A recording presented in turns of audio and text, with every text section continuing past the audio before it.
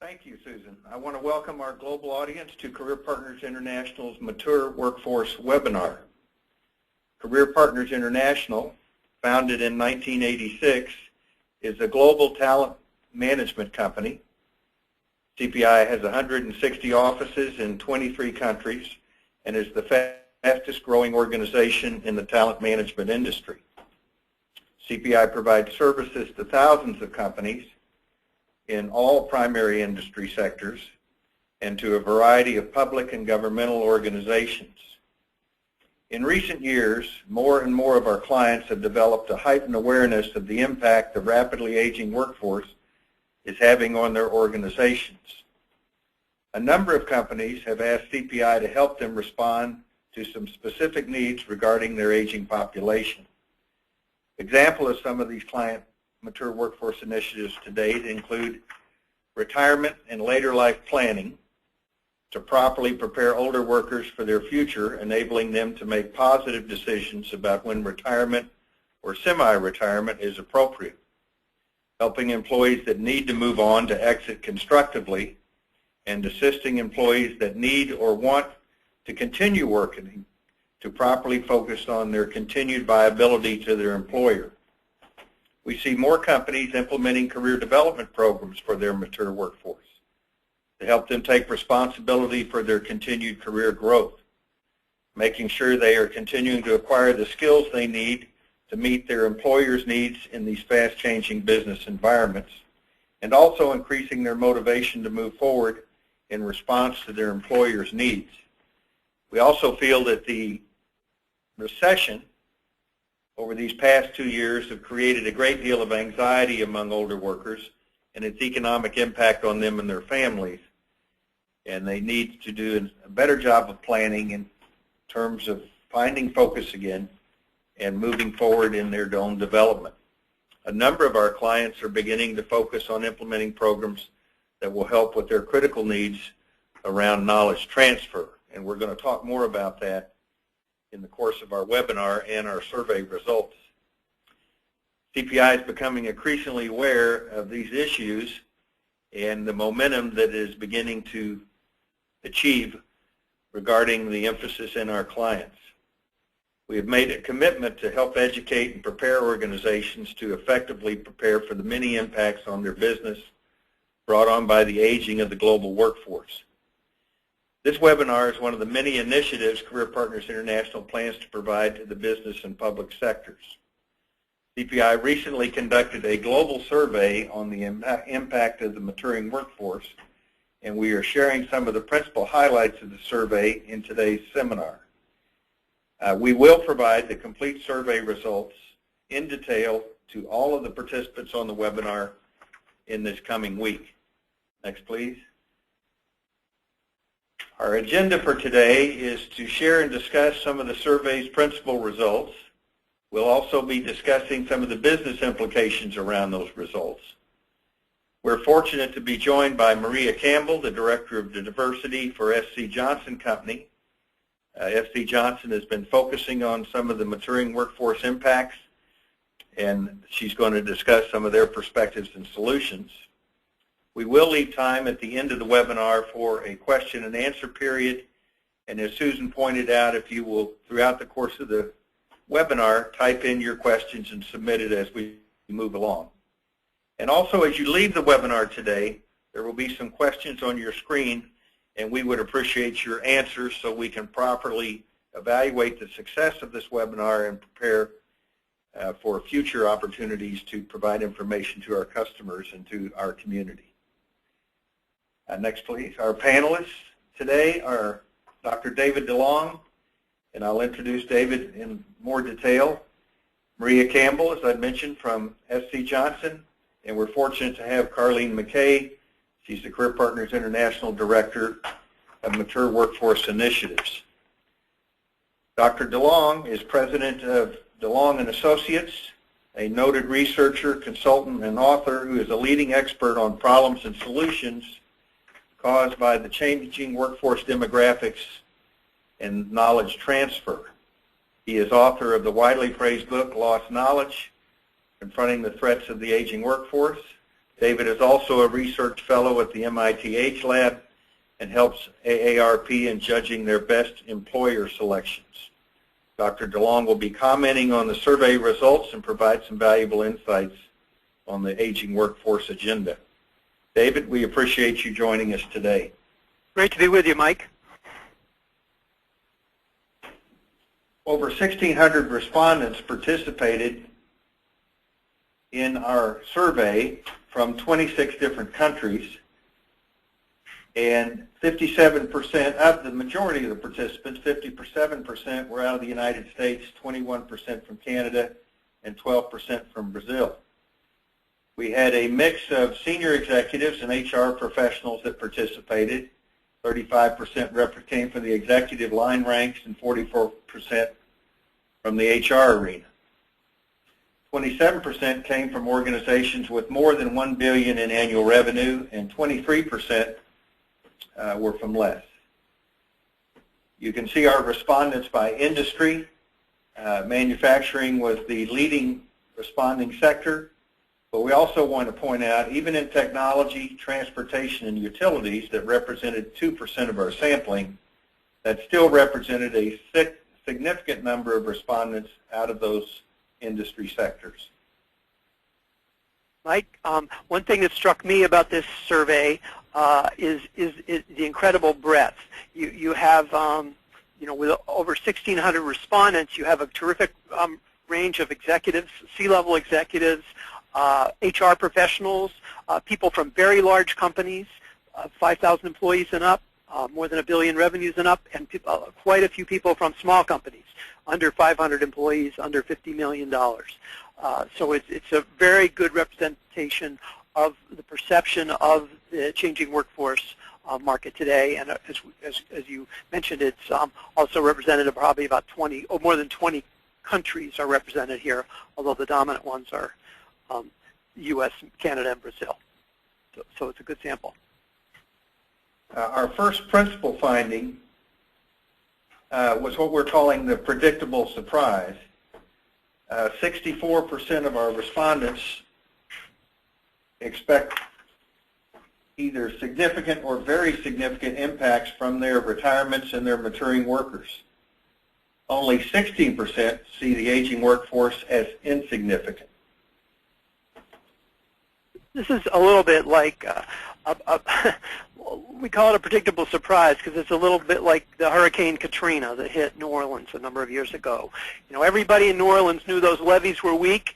Everybody knew that if the city got hit with a Category 5 hurricane, it was going to be in deep trouble, and it still happened. And then people had to look back and say, we knew this could happen and it was coming, and we weren't taking action to prevent it or to mitigate the risks. The aging workforce is a little bit like that. It's a retirement. Some call it a retirement tsunami. It's coming this way. It may not look like it right now in some sectors and some organizations because of the recession and what's happened temporarily to the job market. In fact, this issue has been backburnered to some extent, but it's definitely here, and and people recognize that the impacts are likely to be substantial. Mike? David, do you think that the recession that we've been experiencing has been masking this agenda? Absolutely, absolutely. It's definitely as I say, put this issue on a back burner, but it doesn't remove it because the demographics, people are obviously, some people are working longer now and are going to work longer, and that's an issue we'll touch on a little bit in the course of the hour. But the reality is people eventually retire, one way or the other, either for health reasons or because they have enough money. So yeah, definitely is going to affect. It's going to come to pass. Do you want me to talk here about the range of impacts on industries? If you would, David. Sure. One of the striking things was the incredible the range we found of responses about where it was significant and where it was insignificant, expectations about retirement impacts by industry. If you look at this chart, there's almost a 30% difference between government, utilities, energy, or government particularly, expecting significant responses or impacts from the aging workforce, down to business services at 65%, and this doesn't even show some of the sectors that are down closer to 50%. So there's a huge range, and what this highlights, this slide, really is the very patchwork problem of the aging workforce issue. As those of you on this call know, you can see it in some parts of your business. Maybe it's your executive team, maybe it's your R&D department, maybe it's your sales department, but it's not everywhere in the organization necessarily. And that's what makes it very difficult, particularly for large organizations, to implement organization or corporate-wide initiatives around this problem. Because you'll have people in certain divisions saying, what are you talking about? That's not a problem for us. So we have to recognize that this is definitely a patchwork issue, and we have to often identify where the risks are biggest and bound the problem so we can attack it to mitigate the risks for the business. Mike? One notable comment here was the costly contradiction related to some of the results of the survey, that 2/3 see the aging workforce as a problem, but only 34% expect to do anything about it. As you pointed out, David, we seem to not be connecting the problem to the business impact. Right, and that shows up here, Mike. When you look at the range of effects that are expected, it's received wisdom now that knowledge loss and experience loss and to a large extent shortages of skilled workers are going to be a byproduct of retirements. I mean, I wrote about this 5 years ago in my book, Lost Knowledge, and it seems to be well understood that this is a problem. Look at the percentage, 94%. The shortage of skilled workers, by the way, does not tease out, and this shows up in the written report about the survey, the range of responses there. You have industries like manufacturing, healthcare, government, and energy, all expecting over 80% of respondents expecting skill shortages, whereas other sectors like nonprofits and transportation are down around 50%. So there's quite a range in expectations around shortage of skilled workers. What's most important about this slide, I think, is the fact that while those two are widely accepted and understood as impacts, there's much less of a sense that there are going to be effects of changes in service delivery, loss of competitiveness, and increased product costs. And those are business impacts. And the conclusion that we reached in looking at this data is that executives are not connecting the aging workforce necessarily to business impacts. And so that becomes one of the primary tasks, is helping leadership understand that if we don't attend to this issue in the short term, there are going to be serious performance impacts and frankly, cost impacts and profitability impacts on the business long term. Mike? Well, one notable difference that came out in the survey, David, was that the difference in the way senior executives and HR managers responded to the concerns about competitiveness. There seems to be a need for more internal discussion around these issues, but obviously as this agenda gets hotter and hotter, we think there'll be more forums within organizations to discuss that. Our principal finding number 3, that organizations seem to be hit the hardest are doing the least to respond. The slide clearly shows that most sectors see a significant or very significant impact of retiring workers, yet their response to dealing with these issues is lagging behind. David, what do you see in this disparity?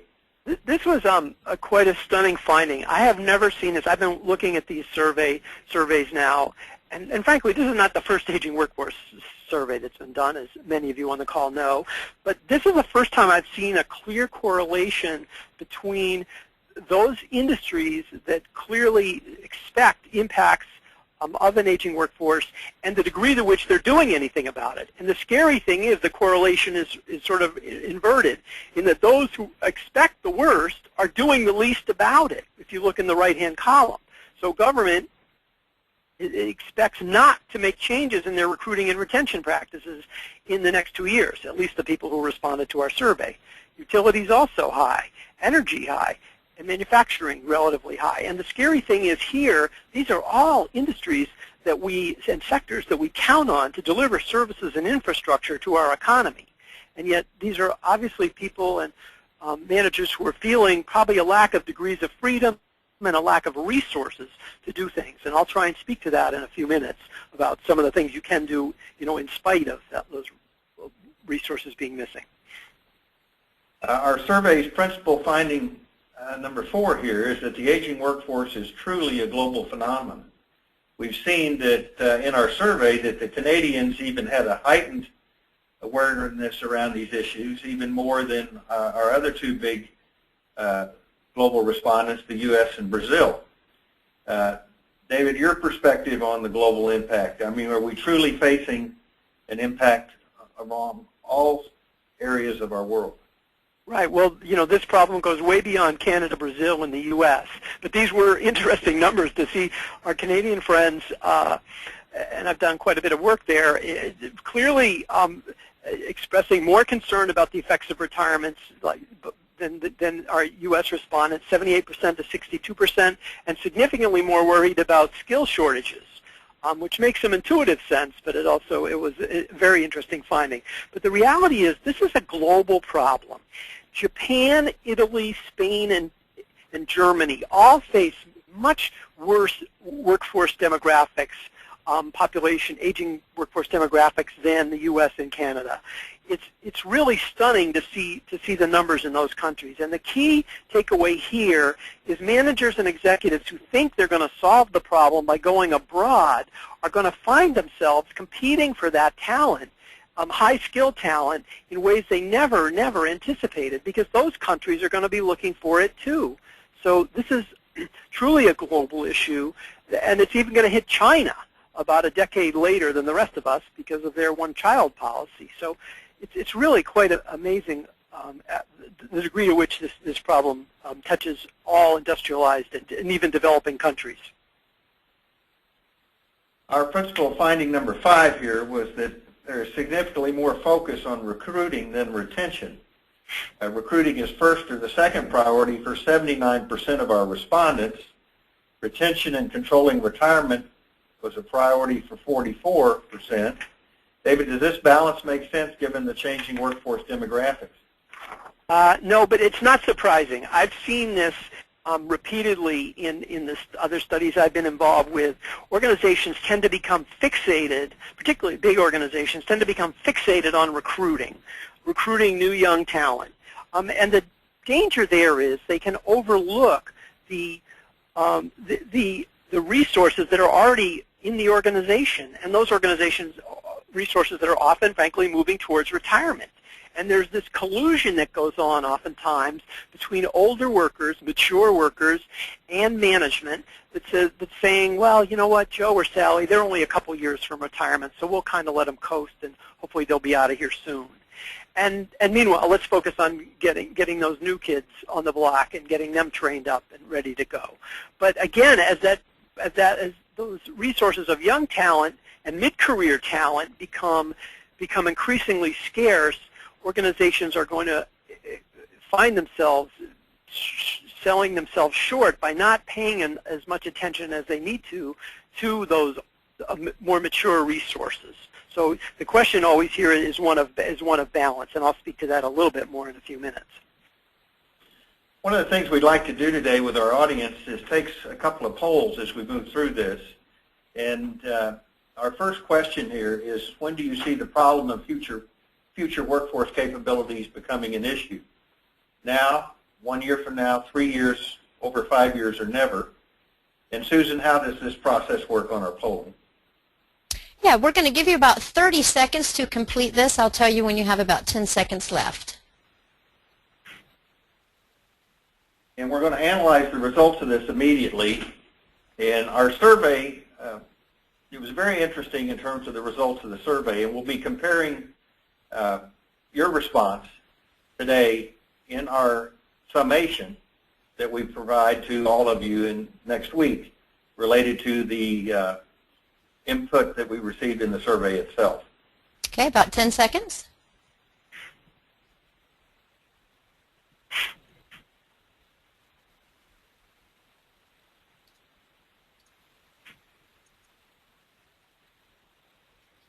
Interesting. When do you see the problem of future workforce capabilities becoming an issue? 27% of you said now. 10% 1 year from now. 3 years out, 38%, the majority of our conclusion. And 23% over 5 years. 2% saying never. Your thoughts? These are interesting, and they're not surprising, but what they reflect, Mike, is they do reflect, again, sort of the patchwork nature of the problem and how it varies. Some of you are in this right now, and you know it, and you're worried. You've got people who either have already retired, and you're busy backfilling, or you have people who are about to retire in the next few months or in the next year, and you're scrambling to try and do something. Those of you who are looking at this problem 3 years out or even 5 years out are in a much better position. You have more degrees of freedom to do something about it. Many more options in terms of how you begin recruiting, developing, accelerating knowledge transfer, potentially retaining people a little longer, but at least setting up, good retention properties. So the better place to be is looking out 3 to 5 years, and it's very interesting to see that about 60% of you are saying that we're in that boat. So that's a good place to be, and you're wise to be thinking about the problem now. Mike? Hey, David. We're fortunate to have David with us. David has done a thorough analysis of our survey and the results, and also has done some review of some of his past study and come up with some really excellent information for us related to his perspectives on this. And David, if you'd spend a few minutes, we'd appreciate that.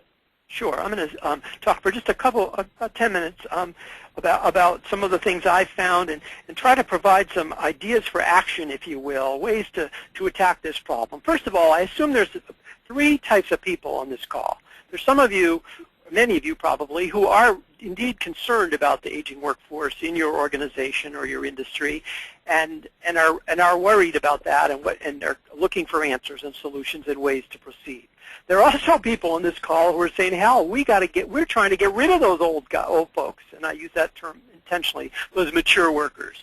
We got people as I say, piling up at the door, which is a new phenomenon, particularly since the recession, where I know a number of major companies that are now extremely worried that they have a whole group of engineers, for example, who suddenly have not retired and were staying on the job longer, but the companies are very worried that these people all may decide to exit at once. So that's a second group of you out there. And the third group is some people who are actually looking for a job, older workers who may be saying, what's my next career? What are my options going to be? And I just want to honor and recognize that I know some of you were in that boat. And I did a study called "Buddy, Can You Spare a Job?" that you can get through my colleagues here at CPI, that may be of value in that regard. But I did that study last year. But regardless of what group you're in, all of you are looking at the same demographics that are on the chart right now, on the screen right now. And this chart shows that in the decade between 2004 and 2014, the workforce in the U.S., and this translates to Canada too, only the numbers are even sharper, the age group 55 to 64 has grown over 40%. And look at the groups behind them at 45 to 54, and the mid-career group 35 to 44. That group has shrunk almost 8%. That's why when you go looking for mid-career talent, or the next generation of that project manager, product manager, or systems analyst, or actuary, or whatever the specialized field is, they're not there. And that's why we hear so much talk today about the tremendous shortage in the leadership pipeline. It's just because of these graphics right here. So it's really important that we start to think more creatively about sourcing talent. And one thing you want to ask yourself is, how is our organization approaching this problem right now? And I find I've just finished a new book called The Executive Guide to High Impact Talent Management, which involved interviews with over 70 senior executives and talent experts.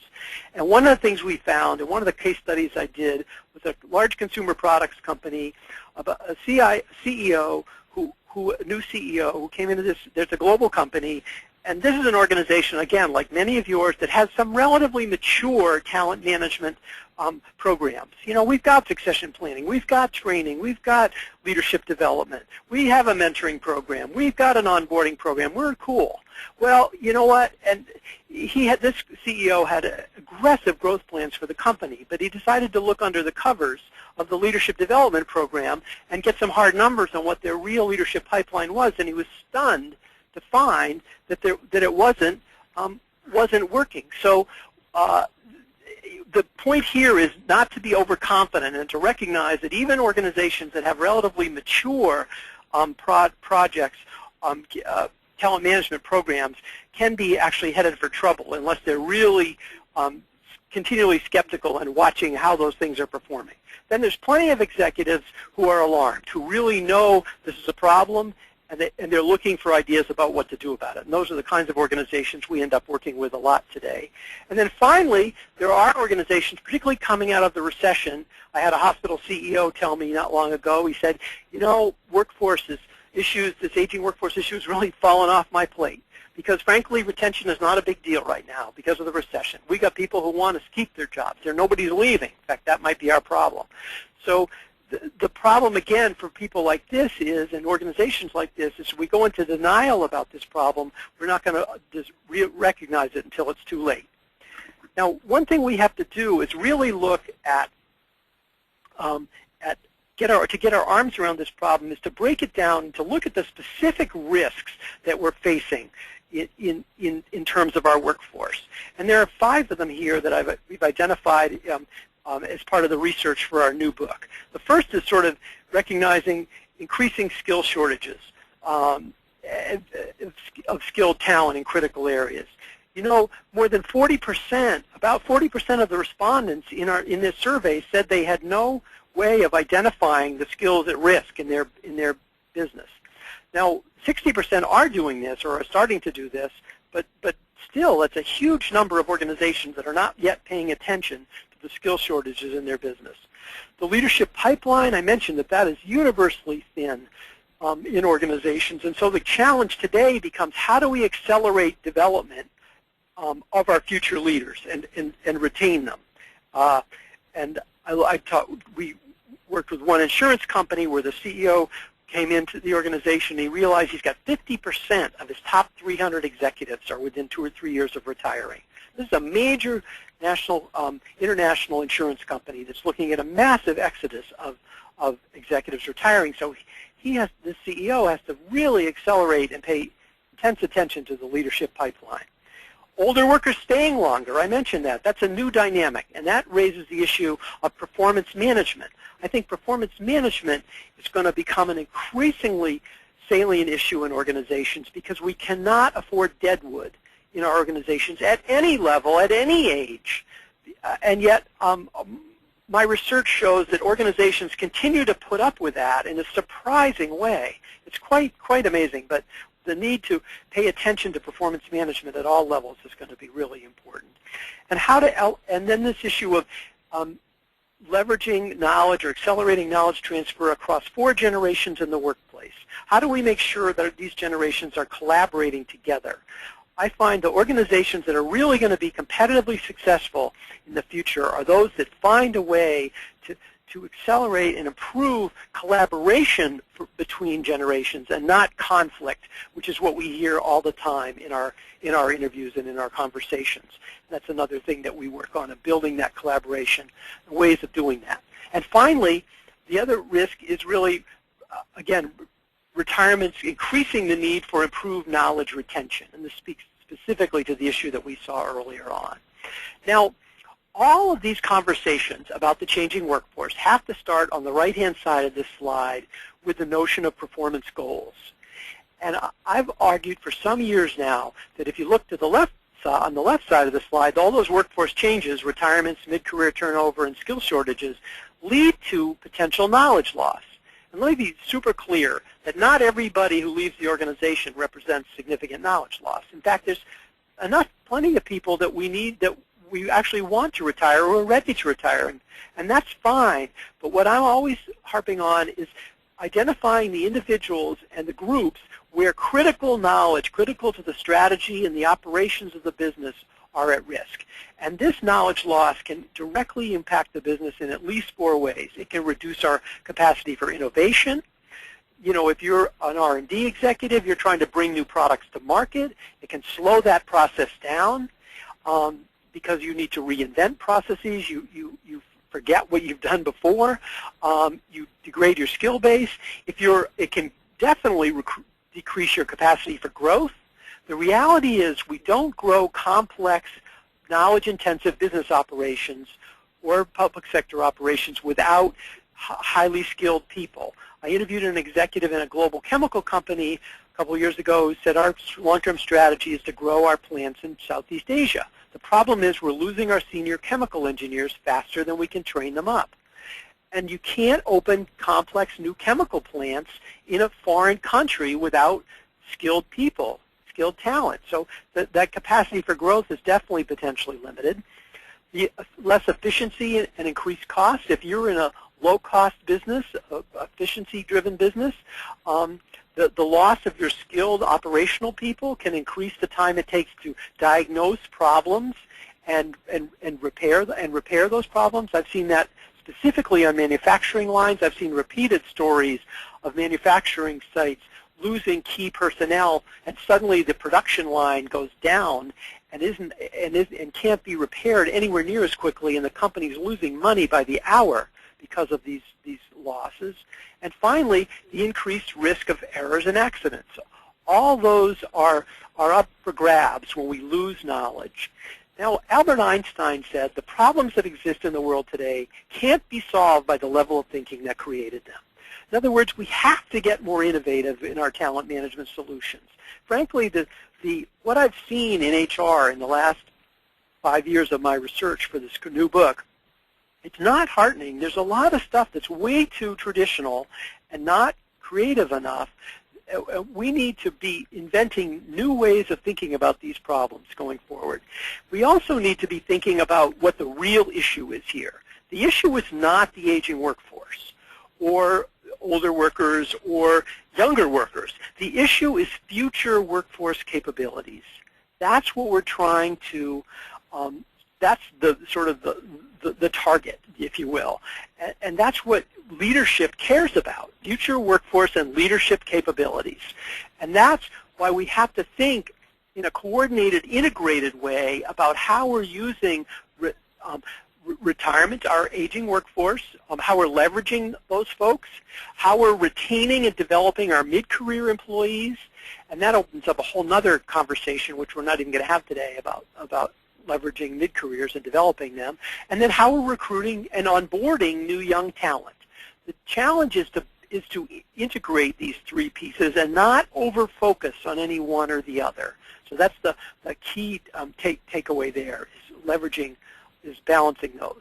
Now, this chart's got a lot of stuff on it. Start in the lower left-hand corner and think in terms of your organization's current capabilities. When you're planning for the future, the tendency is to start from the lower left and go to the right, and to think about how planning forward.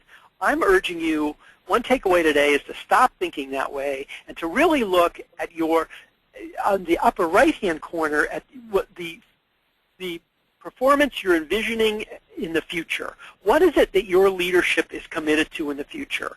I worked with a chief nuclear officer in a Midwest nuclear plant a few years ago who was very good at this. He realized that in his organization, in order to sustain the level of performance and safety that plant needed, that reactor needed, he could look back and say, what are the capabilities we're going to need in 3 to 5 years, which is the box in the upper left, and in other words, plan backwards and say, if we're going to ever deliver the performance that we're saying we're going to deliver, what are the capabilities we're going to need in 3 to 5 years? Then you can do this gap analysis and figure out where we are today, given the retirements we expect, and start to plan for how you're going to get to that future capability level. The key here is this creates a sense of urgency and focus for management, which is so easy to lose in the day-to-day, bustle of all the other emergencies and firefights that we get caught up in. If we can get people focused on those, on the future performance levels, and keep them reminding them that that's the real goal, then we can more likely to sustain commitment to the efforts that we're going to need to build our future capabilities. Now, in the last two slides, what I'd like to share with you is to get to the future, we must break the aging workforce problem down into something actionable. You need to keep asking the question when people come to you and you say we got an aging workforce problem, we've got this problem with older workers, we've got whatever it is, changing workforce demographics. Say, what do you mean by that? What would it look like if we were leveraging our mature workers more effectively? What would that actually look like? Well, here are 5 areas where you need to be thinking in terms of solutions. One is retaining older workers. That's one area where you might, I'll take them off and come back. Retaining older workers, improving performance of your mature workers as well as your younger workers, so performance improvement at all levels. Developing targeted knowledge transfer programs to help move knowledge across generations, rehiring retirees potentially, and even recruiting baby boomers or older job candidates. Those are 5 specific areas you could be thinking about and looking at. And first of all, retaining older workers. First Horizon Bank in Tennessee has had a program called Prime Time, which they use to help retain their highly skilled, hard-to-replace older, not just older workers, but key workers, and a lot of them are mature workers. But one of the key things about this program, and it's something to remember, is you need to think of these solutions as a program, not a policy. One of the things I find in organizations that are particularly effective at leveraging their older workforce is they recognize this is not a universal program that we apply to everybody. We're not offering full lifetime employment to everybody. We have a program here that if this particular individual employee qualifies, they are going to, potentially benefit from it. But this is really an important distinction. It's not something that's universally applied. So the second is improving mature worker performance. Pitt County Memorial Hospital in North Carolina has very wisely developed this program to reignite the passion of their mature nurses. And it's a fascinating 3-day off-site program that they have nurses really rethinking what their career could be within the hospital system. And a point here is these nurses often don't stay in that organization, in their immediate job. They may move on, but it gives them new energy and new ideas about what they could do within the organization. And the feedback has been unbelievable. And out of 144 nurses who've been through this program in 6 years, they've had like 2 or 3 that have left. These are all older nurses. It's just a stunning retention rate. Developing targeted knowledge transfer is another key area, and the key point there is recognizing where you're identifying the specific risks, specific people who are at risk, clarifying what knowledge needs to be transferred, and then giving those people who have the knowledge the tools they need to transfer it. We've done work recently in a major electric utility that is looking at losing more than half of its engineers in the next couple of years. And it was in a panic situation around this, and it had to do with being able to keep its license and stay open. But by clearly identifying which knowledge domains were most critical and most at risk, they could develop a program that went after what was most serious to transfer. Rehiring retirees, this is a very controversial area because some organizations just will keep their hands off it. They won't do it. But the reality is most organizations now, at least at an informal level, are bringing retirees back continually in specialized roles on a contract basis. The Aerospace Corporation in California is an organization that has done this very effectively over the years. And there's organizations like yourencore.com, which are particularly successful at helping organizations rehire engineers and scientists who are retired back into their organization. They become a third-party organizer. And then finally, recruiting baby boomers. This is a whole other area, and the Vermont Country Store is a good example of they're a large online retail business, and what they've realized is by loaning out their computer center to a local job training program for those 55 and over, they get first shot at people who might be good CSRs, customer service reps, and hiring them. So we're looking for more creative ways to tap into an older workforce, older market is also key. Let me leave you with these thoughts then. around, the aging workforce and some ideas for action. When it comes to managing a changing workforce, hope is not a method. You need a plan, you need a framework in which you can develop solutions.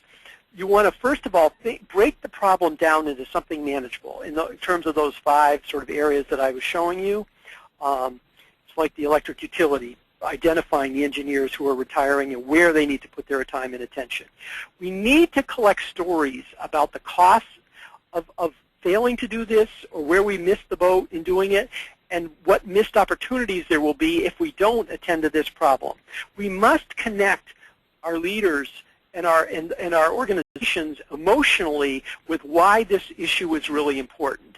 This is not just something we do with numbers, strategic workforce analysis, coming up with numbers that frankly start to numb the minds of senior leaders. We need stories and anecdotes to illustrate why this is so critical to the business.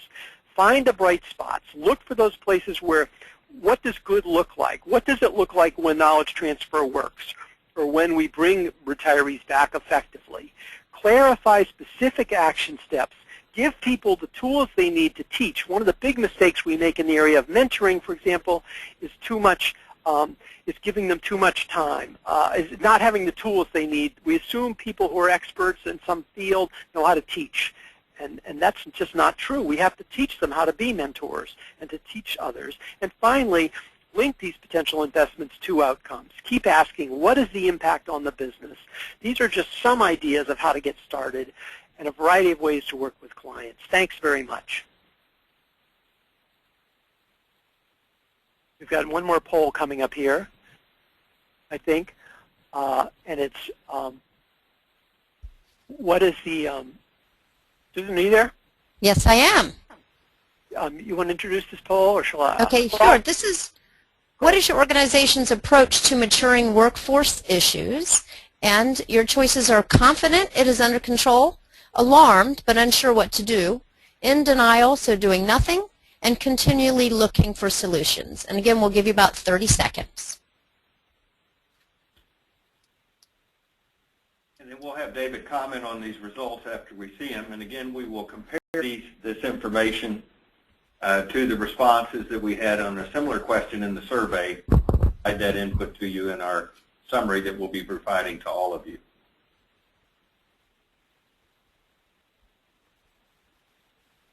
Okay, about 10 more seconds left.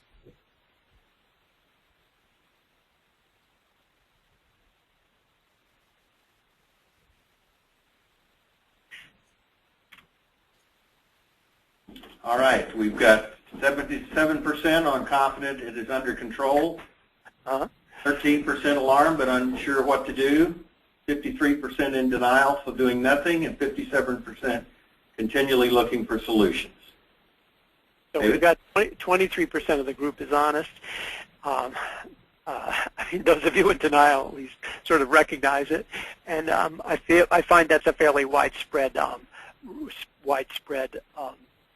feeling. And also, obviously, those who are continually looking for solutions. I think the market in this area and the desire to find ways to take action is definitely heating up. So the big one here is that 93% don't feel that that they're confident and that this is under control.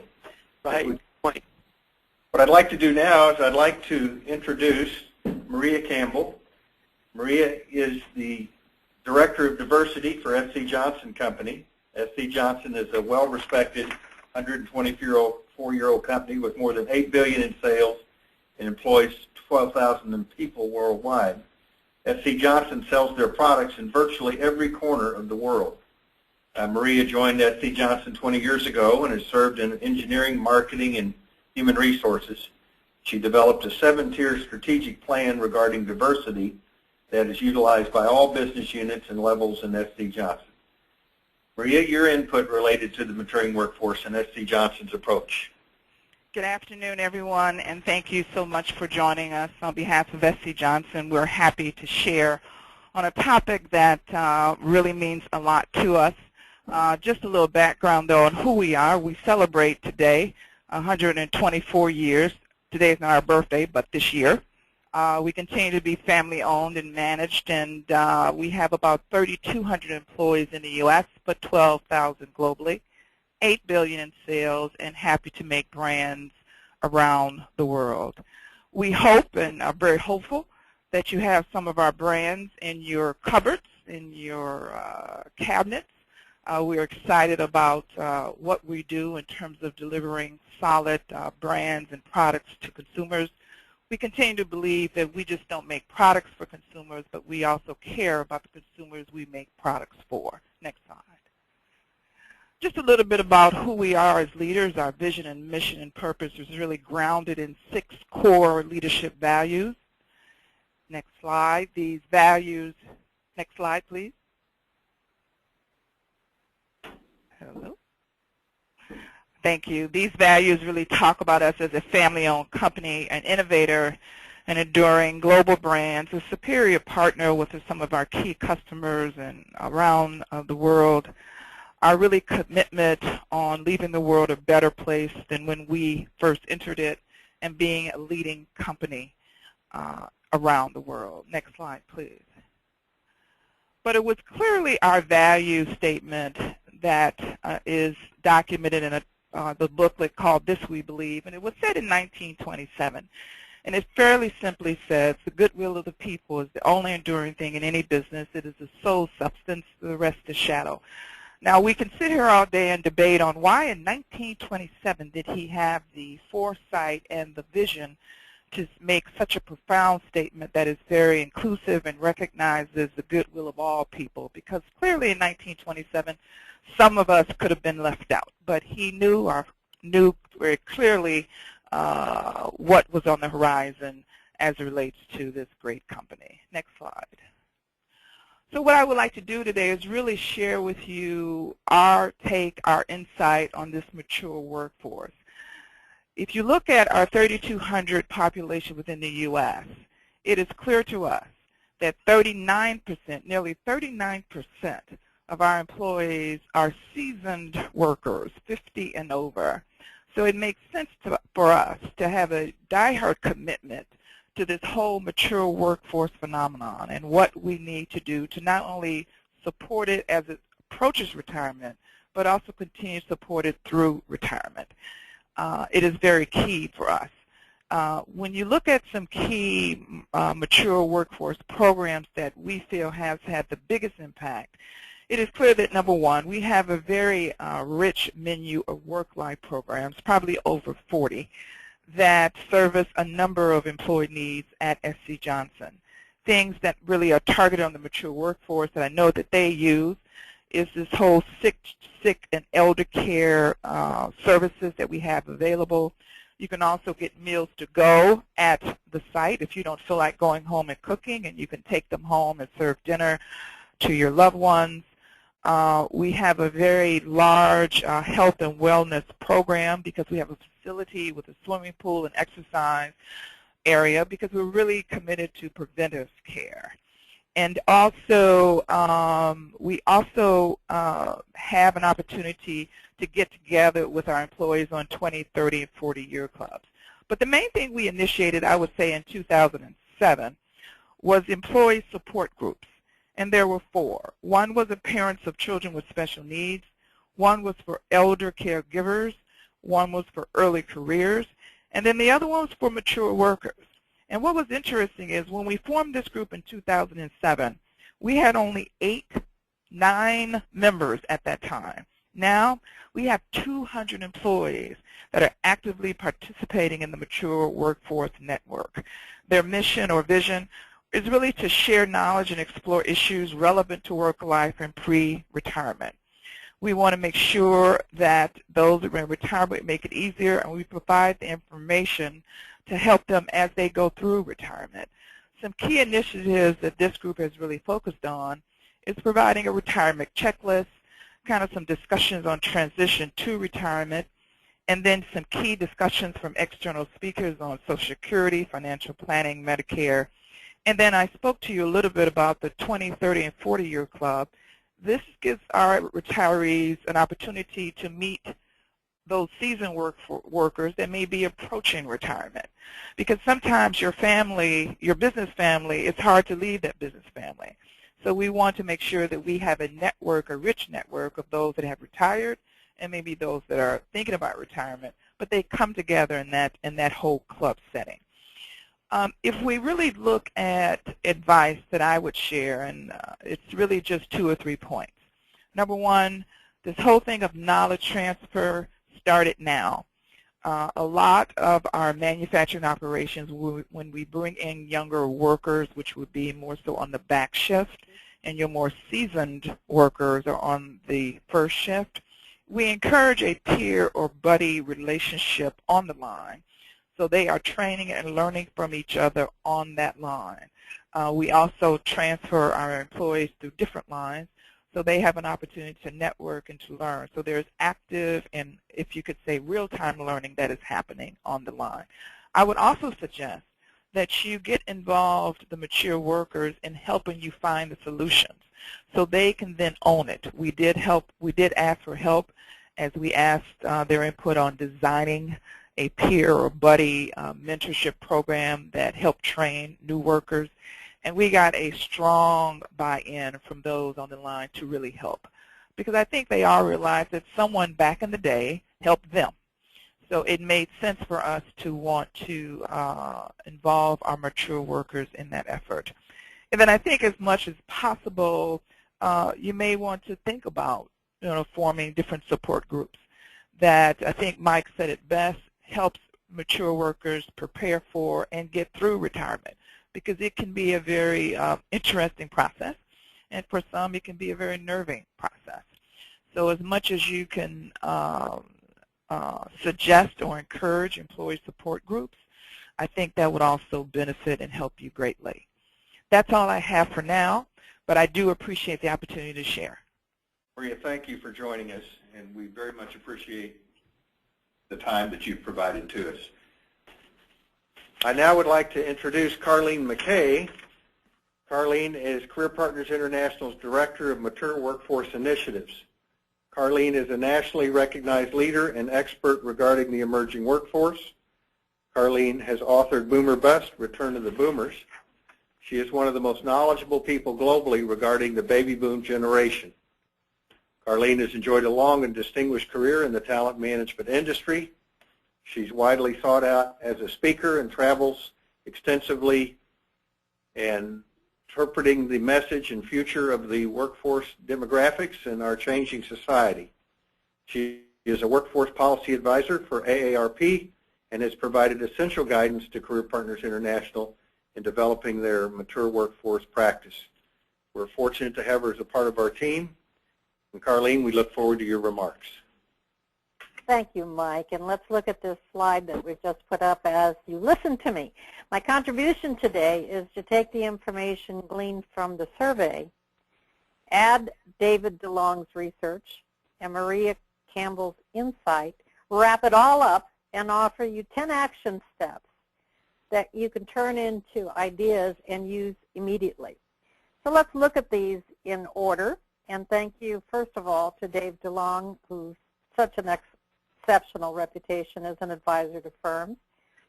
Special thanks to Maria Campbell, which brings me to my first recommendation. Maria Campbell, of course, represents the best employer of AARPs, and she has extraordinary value for all of us because she's both lived and initiated mature workforce changes that others are simply contemplating today.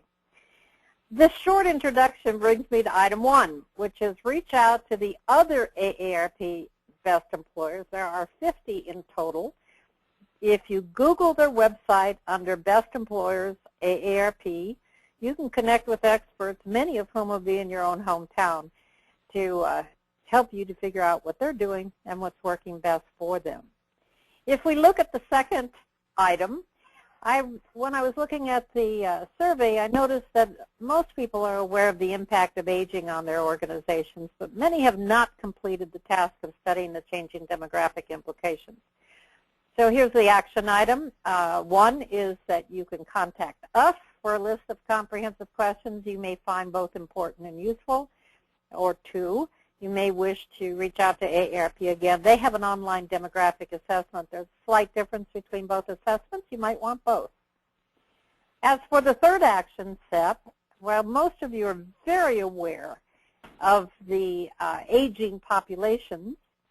Most are still trying to recruit from the youngest groups that are much too small, and not only much too small in terms of meeting all our recruiting opportunities, but also many are not well qualified or ready to take the boomers' place. In fact, there are 5 million jobs in the U.S. today that are available and waiting for qualified workers.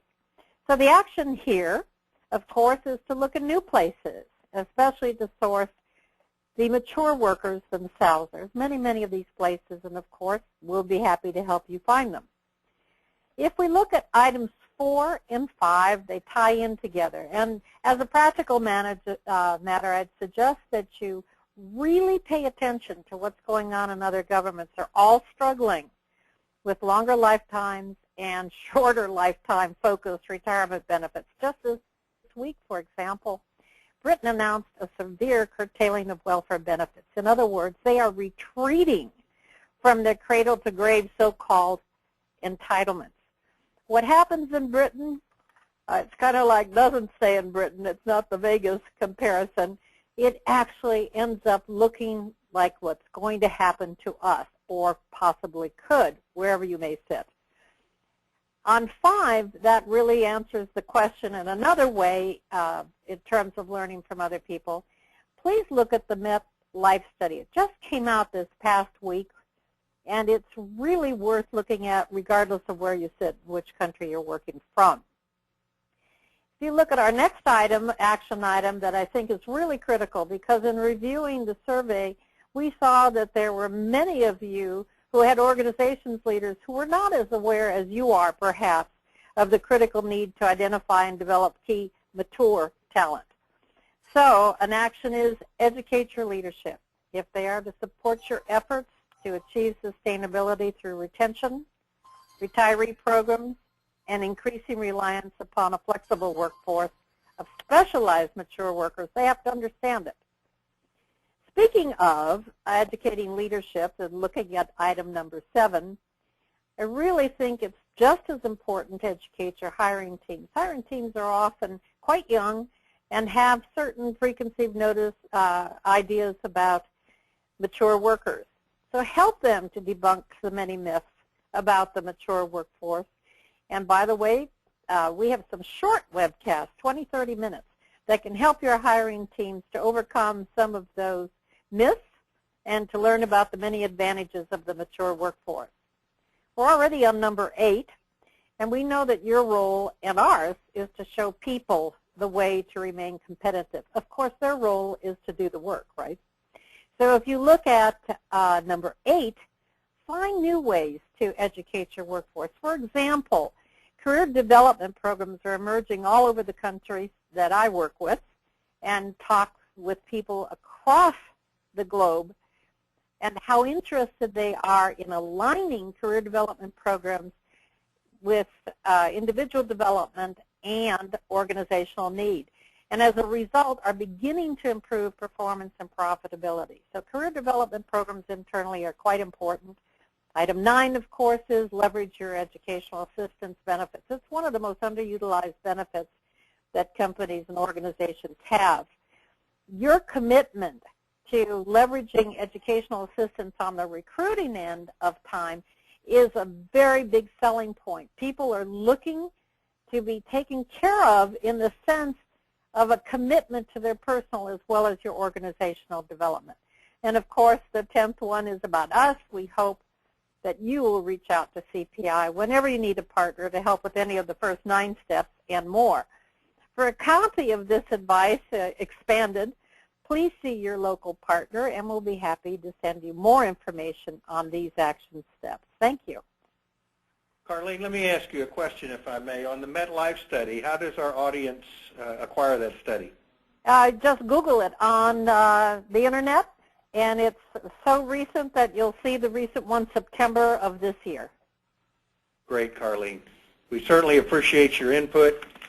And now what we'd like to do in our remaining time is take some of the questions from our audience, and Susan will guide us through that process.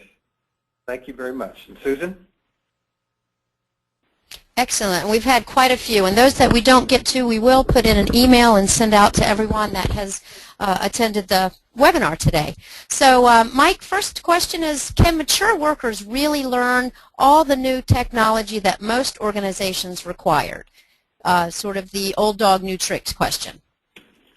David, would you respond to that, please? I can, but you know what? Maria, you on? I'm here. Maria? Yes. Are you here? I'd be interested in your take on that first. Just as a practitioner, sort of your own experience at SC Johnson with technology and Sure. workers. You know, we have an on-site kind of a college here where people can come that are on the line, of course, and take updated classes. But I think we have not experienced any challenges there. I think what we find is they're eager to share and eager to learn new things because they probably have been telling management that all along. And for whatever reason, sometimes we listen and sometimes we don't. But when it comes to an opportunity to make a difference and make change happen, they're eager to want to, give some suggestions on what to do differently. Now, of course, you have those that, say, we've been doing it for 50 years and this is how it is. But we have found that we have more that are saying the opposite. Right. I found in my research the need to master new technologies. First of all, these things are always a landscape. Take 1,000, 100 people, who might be over 50, and you're going to have 25 of them who are going to be, I'll use the word Luddites, who have no interest in mastering more than what they know now. And you're going to have 25 people who are on the leading edge, who have been tweeting for years, or got the latest new technology and can't wait to get something else, and who can be teaching young people, and then you've got a ton of people in the middle. So it's always a range. But the one big insight from my recent research on this is for older workers or older job candidates, mastering the technology is probably the key thing. Staying up to date on it and staying fluent in it is the key thing to staying vital and valuable in the organization or on the job market. And you know what? This is true now for a 35-year-old or even a 30-year-old. Someone who's, once you go into an organization and you're using their technology, you by definition stop necessarily using stuff that's outside the organization. So the potential for any employee or any worker at any age to become somewhat obsolete in the job market is greater. But it's a bigger pressure on older workers for sure because they need to learn things that are that they're not as used to. The next question is actually to Dave. You mentioned that all mentoring efforts do not produce desired results. Do you have any advice for us relative to effective mentoring programs? Sure. I'm a little partial on this because my co-author and colleague is one of the leading experts in mentoring in the country, and we're going to be collaborating with CPI in some of this work going forward. The key thing here is making sure that, first of all, there's broadly two types of mentoring, and there's actually many, but there's the career.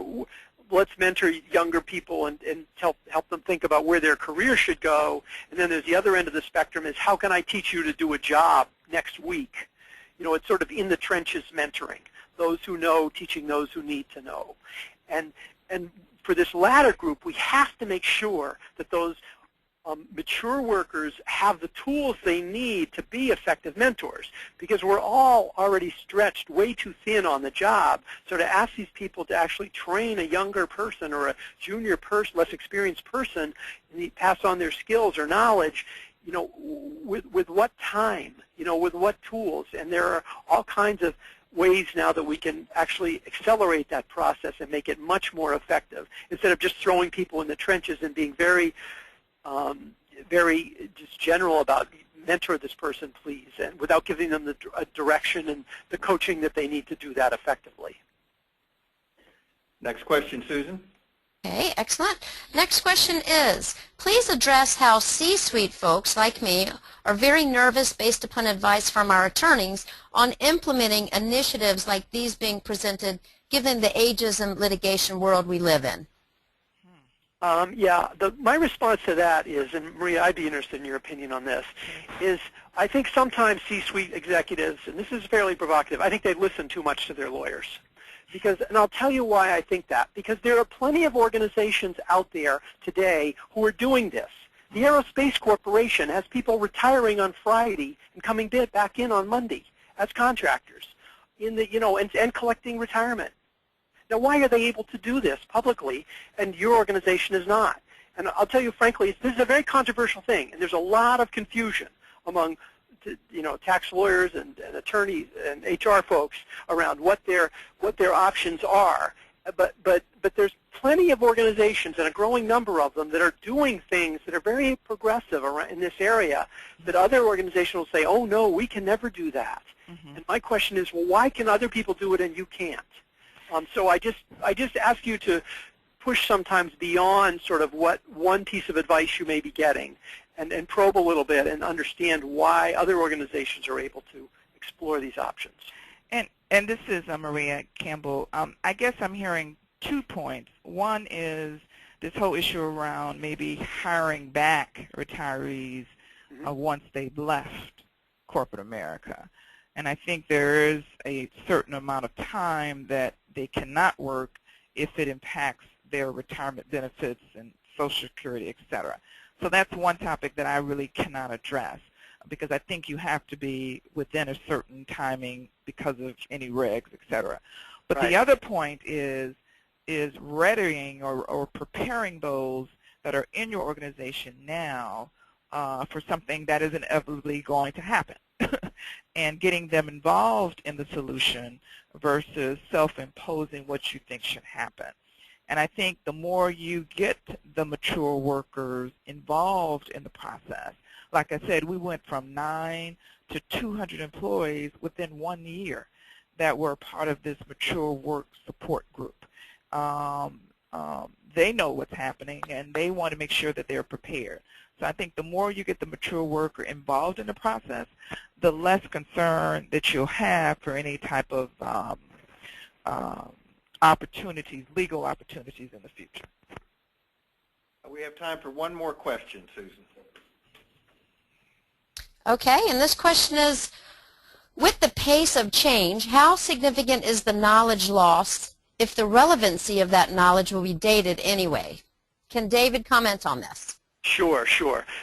Want to be very clear. There's actually plenty of knowledge you want to lose in your organization to make room for the innovative ideas that you need to grow your business.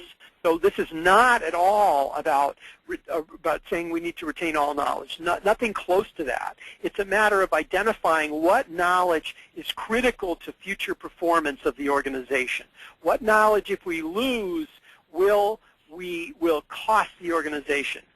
British Petroleum, before the terrible disaster in the Gulf of Mexico, retired out their chief corrosion engineer from the company a few years ago, and within a year and a half they had major pipeline leaks on the north slope of Alaska, shut down 8% of the U.S. Refining capability because they had lost the knowledge about the critical strategic knowledge about managing corrosion in their pipelines. They ended up in front of Congress for that. There's a specific example of knowledge that they had to find a better way to retain or it was going to come back to hurt them. So definitely you have to parse out what knowledge needs to be saved and what knowledge doesn't. And it varies by industry. One of the things that we will do, and we promise this to our audience today, is we'll take all of the questions that you've submitted. We're going to work those through our panelists and prepare answers, and we will provide those answers back to our audience through our summation, along with the Mature Workforce survey results. Just in closing, I'd just like to say that we all have a challenge ahead of us in responding to these obvious changes that are being created by the aging of our workforce. I can tell you that Career Partners International is firmly committed to helping our clients achieve solutions that will help their organizations compete successfully in the global marketplace. But also, just as importantly, is that we want to help enhance the success and fulfillment of their employees. And I'll leave you with a Jack Welch quote that I've always found to be very profound in these changing times. But Jack Welch, the former CEO of General Electric, one of his great quotes was, "When the rate of change outside exceeds the rate of change inside, the end is in sight." We thank you for joining us on this webinar. We look forward to providing future opportunities for learning around the Mature Workforce Initiative, and we wish everyone a very good day. Thank you very much.